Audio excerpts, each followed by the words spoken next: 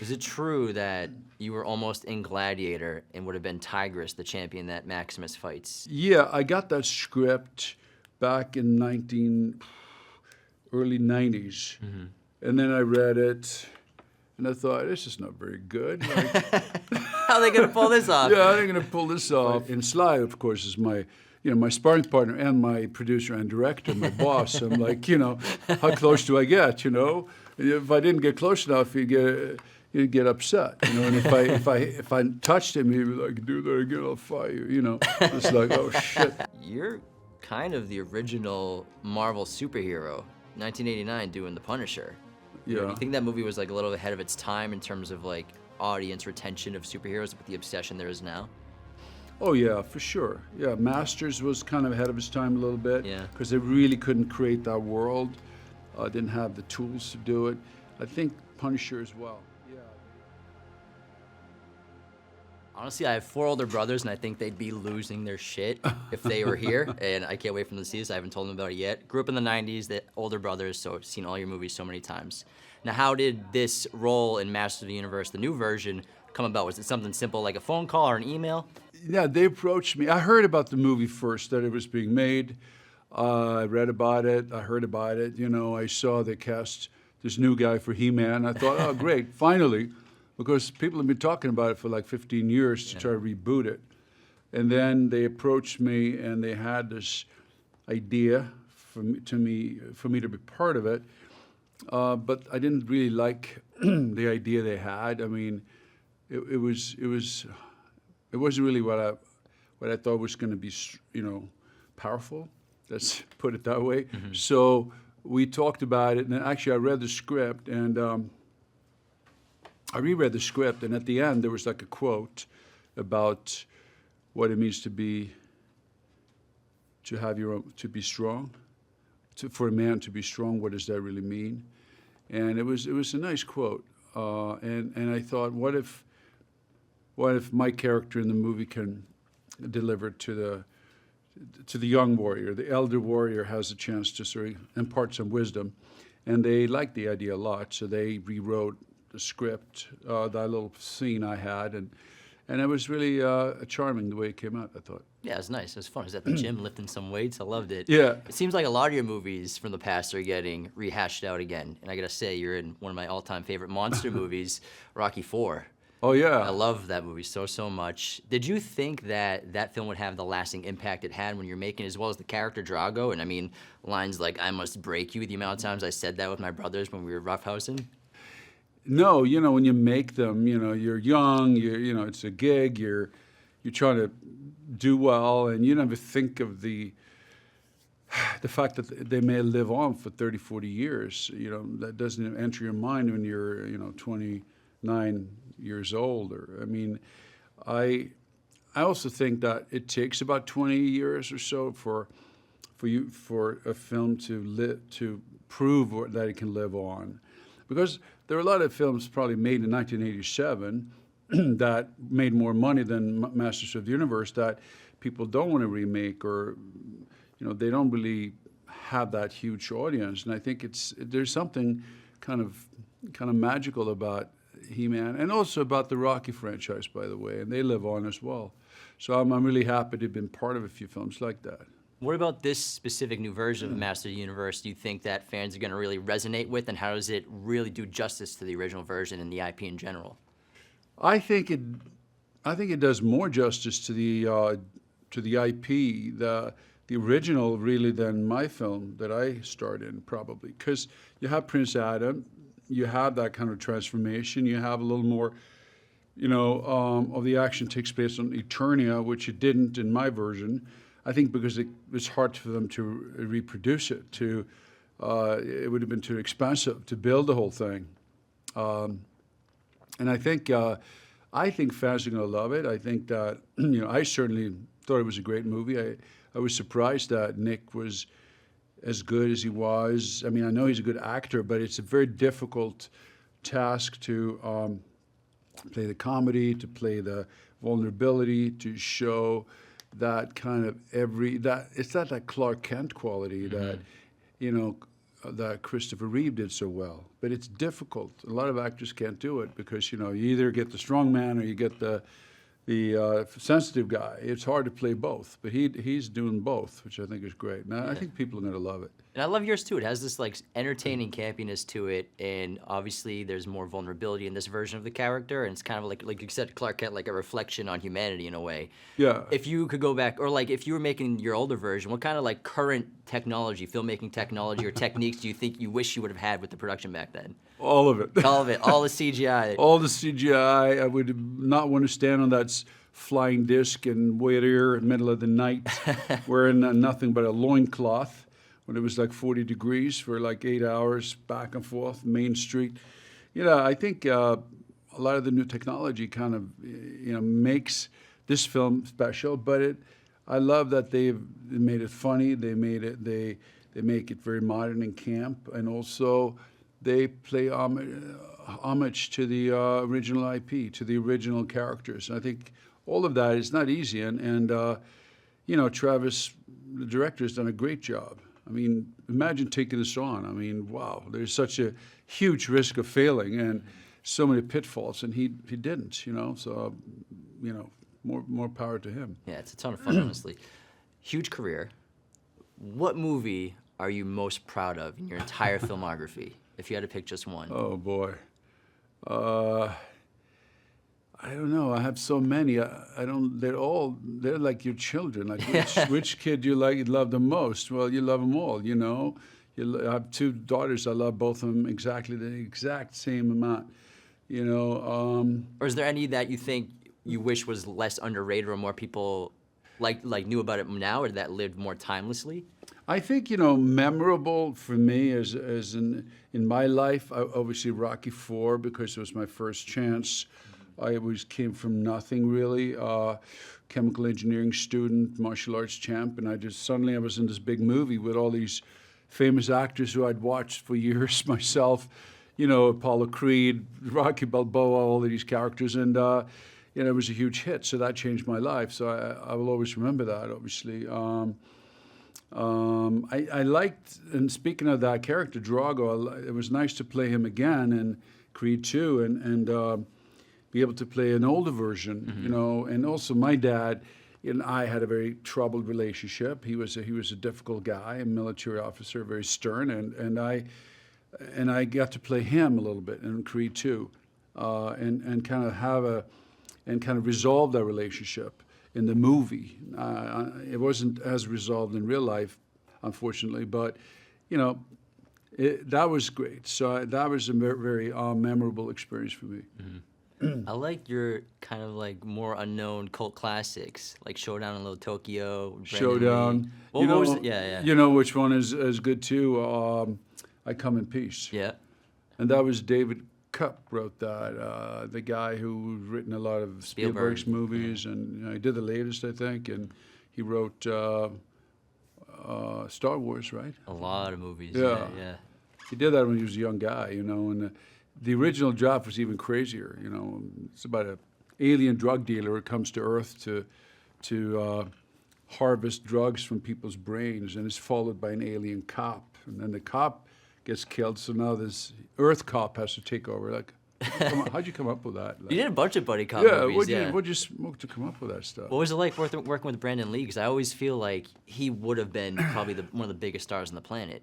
Brandon would have been a huge star. He was good-looking guy, good actor, good fighter. I enjoyed working with him very much. I was obviously a martial artist, so his dad Bruce Lee was a big hero of mine. And when I met him, I actually didn't know it was. I found out the same day. Oh, his dad's Bruce Lee, and like, what? You should have told me this. And also, I think his mom was half Swedish, Linda Lee. So he was like a quarter, so he spoke a little Swedish, so we kind of connected over that. Now, great guy. Yeah, and you went to MIT, right? Yeah, I did. Yeah, I'm from Boston, so we would call you Wicked Smart. Uh-huh. What was it? Did you live in the city for a little bit? I had a master's from the Royal Institute of Technology in Stockholm, and then I went to University of Sydney, and I got this Fulbright scholarship to MIT, and I I had 6 months off because I went to school in Australia. I graduated in, their school year ends in December. And I was going to start in September at MIT. So I went to New York, and I'd met this girl who was a singer, and then I went to 54 and went into Andy Warhol and the rest of them, Mick Jagger, whoever it was, and Michael Jackson. And I got sidetracked, into acting. So I had this, finally, I was going to start my scholarship. I was going to start it for a PhD up there, and I had an apartment there in Cambridge, and I went up there, and I showed up on my big black motorcycle with my girlfriend on the back, dressed in leather. And they looked at me like, this is the, Fulbright scholars? Sorry, this is the Fulbright scholar from Sweden? No, we didn't expect this.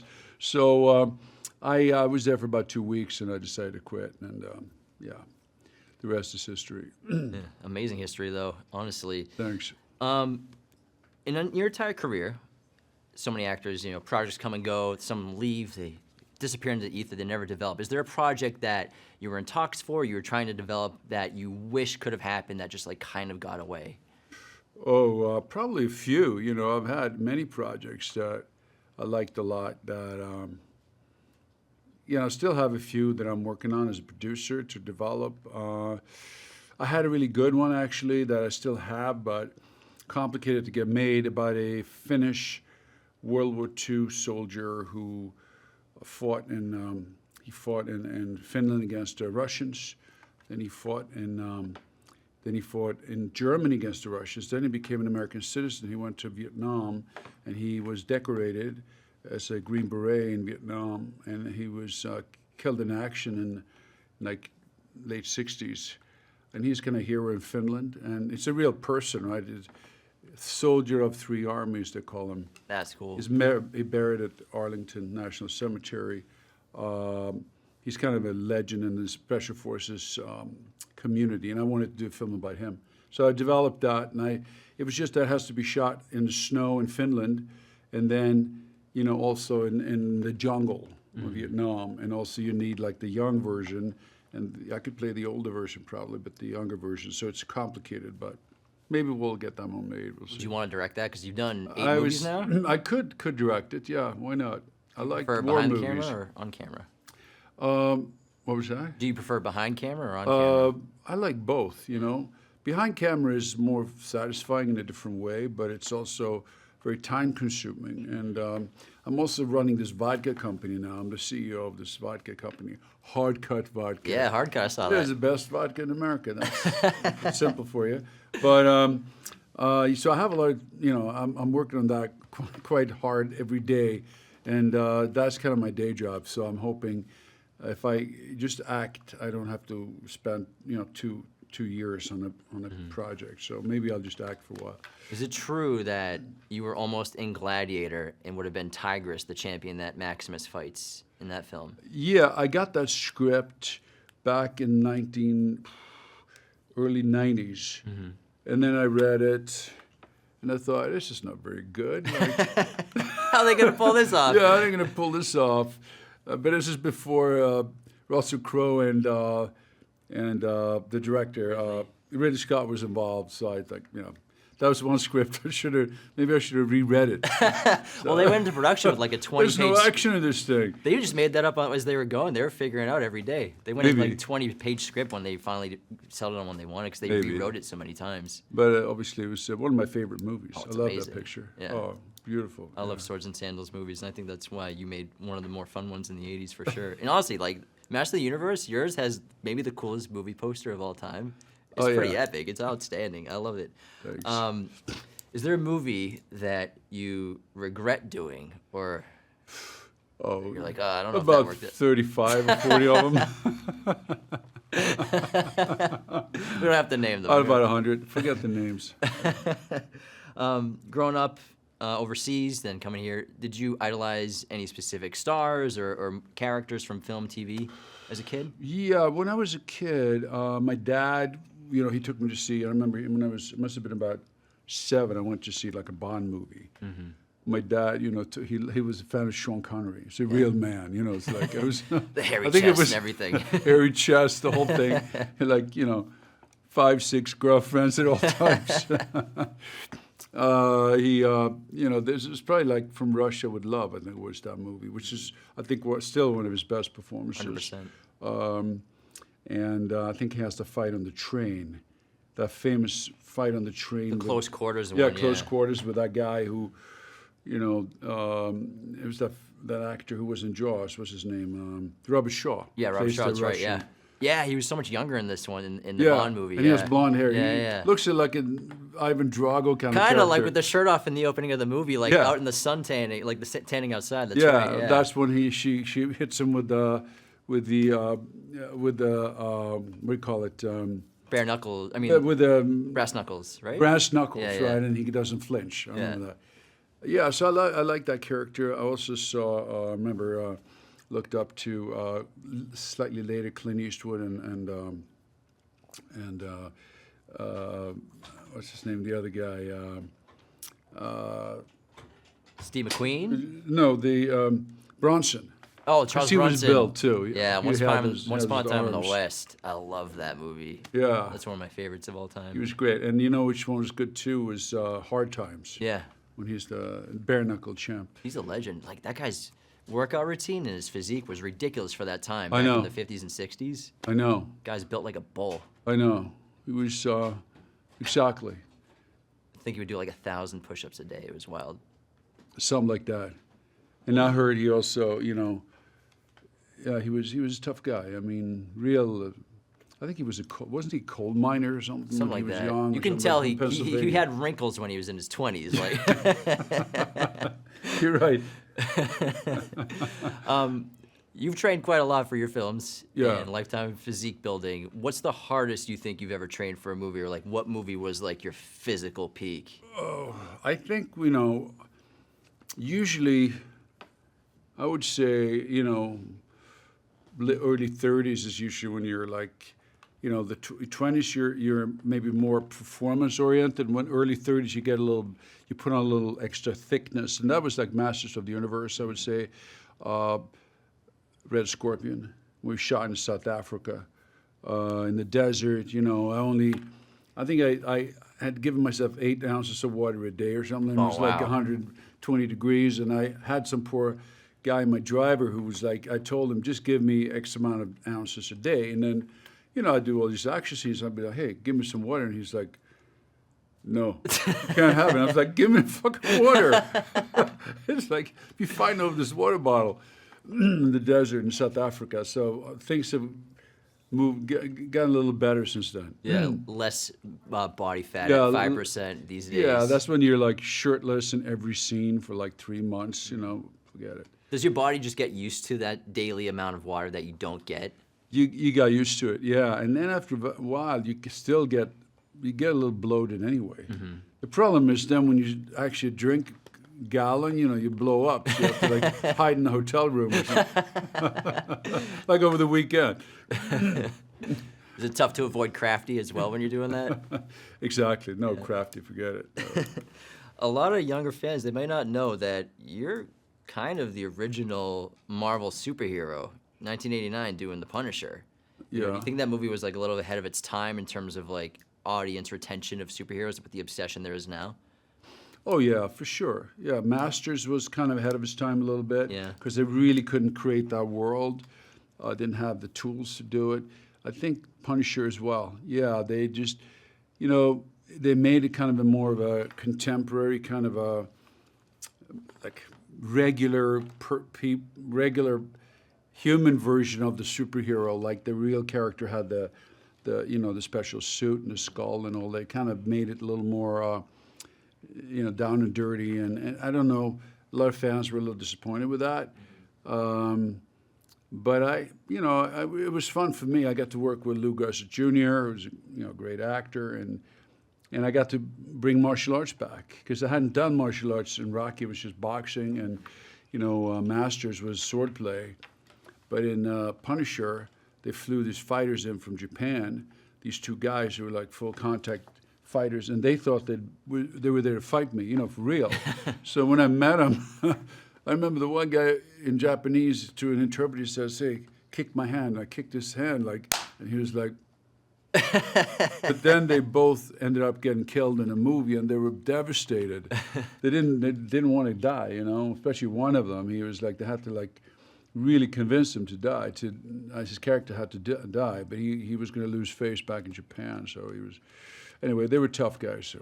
Yeah, I mean that's a crazy movie, and then especially that dojo shootout is wild. Oh yeah. But you play a lot of hard characters, but they're layered. Like even going back to Drago, when I was a kid, I would watch it, be like, this guy's such a villain, he's such a bad guy. But as I've gotten older and I watch it more and more, I realize he's really just a product of his environment. That's really what he's become in terms of this punching machine. And obviously, him and Rocky developed that relationship, and then you get to revisit it later on. You're right. I think what happened was, I know, I have a documentary coming out actually this fall. I have an autobiography with HarperCollins in September. But in the documentary, Sly is talking about, when he hired me, how, he had this idea of this kind of hairy, ape-like creature, and then he said, well, I was recommended to him by a friend of his, John Hertzfeld, who was the director, who had met me in New York, because I had been turned down for the role in New York at a casting. And Stallone, when he met me, he says, I was wrong for it. He didn't like it. And then I was in there for maybe a half hour and talked to him, because he was interested because I was a champion and all that, And then you started rethinking the character, well, maybe it's like the new man, the superhero. And he kind of came up with this Frankenstein myth where the Soviet state creates this sort of Superman, and he does what they tell him to. If they tell him to kill this Apollo Creed American fighter, he does it. He doesn't want to do it, but you get a feeling he's a bit reluctant to carry out the orders. So I think that's why it was clever, because that's why I ended up in my next film. I ended up playing the hero, He-Man, because people could see something, like you said, even though, some people hated me for killing him, Apollo and all of that, but inside you could tell there was he was more of a conflicted guy, Of all your fight scenes, what is your favorite, and maybe what was the most difficult to land in terms of an entire fight sequence? Well, I have done a few of those, actually. A lot of them were difficult. Like I told you, the Punisher was difficult because those guys were real fighters. They didn't know how to pull their punches, and so it was a little dangerous, I would say the most work I spent on something would still have been Rocky IV, because we practiced for 5 months for that last fight. 5 months? 5 months. Every week? Every week, every day. Wow. 6 days a week. Weights in the morning, fight coordination in the afternoon for 2 hours, 6 days a week for 5 months. And I was in great shape before it started because I was karate champion. But, we shot it for 2 weeks, and then we shot another week on stage. So I still think that fight, when it comes to boxing, on-screen boxing, fights is still pretty good. Yeah, that's great. Because we both look the part, and it's all the punches. It's a lot of body contact. And I think that one was tough because I also, you have to get very close, especially to the face, and if you don't get close, and Sly, of course, is my my sparring partner and my producer and director, my boss. I'm like, how close do I get? If I didn't get close enough, you'd get upset. And if I touched him, he'd be like, do that again, I'll fire you. It's like, oh shit. And he was going through a divorce at the time, so we're like, oh man. But so it was a good school. I pulled that off. Didn't get fired, and the movie did pretty well. So, and after that, everything was easy. What was it like, shooting scene after scene in that, and then the editing room? Because they edited so well in terms of making that fight. But is it like we're shooting a ton of sequences, a ton of coverage, and then making it in the edit as best as possible? Yeah, that's how they did it. They had it in those days. Now you could put the CGI audience there, but then it was just a ring. It was in Vancouver because you couldn't go to real Russia because that was, it was the Cold War, nuclear standoff. So. Yeah, they had 9 cameras. They had 3 wide, 3 medium, and then 3 right ringside. So 9 cameras shooting 2 weeks, 12 hours a day. So the amount of footage, and this is shooting on film, so it's expensive. The film is expensive, right? So all that footage, they have to like cobble that together. And that's where Stallone has a genius. Like, where do you cut to make it a hit? And where do you, which take do you use? I mean, you can imagine all those takes. So I think, yeah, those days when they cut on film, it was very, everything had to be in camera. So if the blood had to shoot out of your mouth, you have to do it. You can't just add it afterwards. So you have to put that fake blood in your mouth and spit it out when you get hit. You guys spit a lot of blood out of that movie. a lot of blood, yeah. Getting on the PAs ever? Everywhere. Sure. What's the biggest lesson that Hollywood or life has taught you? Never give up, no matter what. No matter what. No matter what. No matter what, yeah. Yeah, that's it. I mean, because you beat cancer, so congratulations. My mother beat it last year. It's an incredible story. How did that shape your perspective on life afterwards? Well, it changed your life. I mean, it's the closest you get to being a combat soldier, frontline combat, where your life's at stake. That's what you're fighting for. It's not anything else, not a deal or anything. And I went through that, and after that, every evening, every morning, I just go over all the stuff I'm grateful for, that I have, in my life, people, everything I have, my health, everything else is just a blessing, So it does make you live in the moment, and I think that was a gift that was given to me, and I think if it hadn't been for the cancer and that experience, I was on this crazy, trajectory, shot out of a cannon when I was a kid. And I would have just self-destructed, do something else, like a crazy stunt or something, something. I was just very, very, I didn't care about my health, my safety, I would say, so much. I don't know why, but just one of those guys.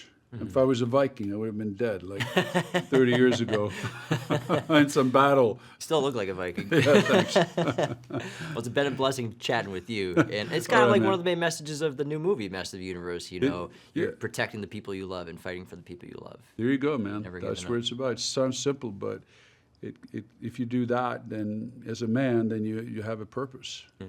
Yeah. Well, Dolph, I appreciate the time. It's been a pleasure chatting with you, watching your movies my whole freaking life. My brother's going to freak the fuck out. It's been so fun. Everyone go see Masters of the Universe in theaters.